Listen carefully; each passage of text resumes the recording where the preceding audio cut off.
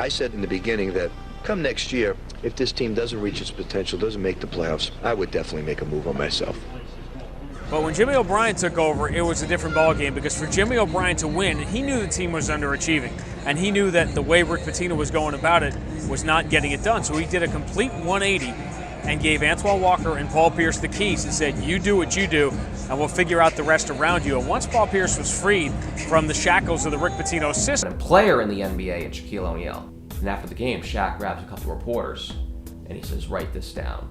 Paul Pierce is the truth. Shaq in 2001, winning 49 games and charged all the way to the Eastern Conference Finals for the first time in 14 seasons.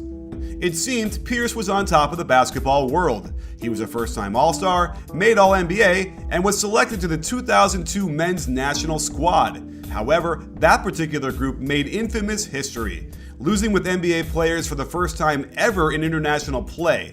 The blame, spearheaded by the team's head coach, George Karl, fell at the feet of Pierce. That next year was the first year Pierce does not improve individually. Whether it was the case he was just exhausted from the long calendar year of basketball, whether it was from all the heat of George Karl. Pierce is still Pierce. That's good enough to get the Celtics to the playoffs, but it's clear that the team around him was flawed.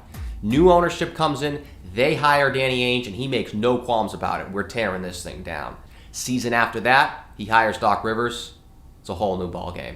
Pierce not only had to deal with another long and painful rebuilding process, he was now going to play and develop under a new coach and new offensive system. One that was not going to give him the same offensive freedom he had grown accustomed to. He had the bad experience with George Karl in the World Championships, trying to fit back into that team environment.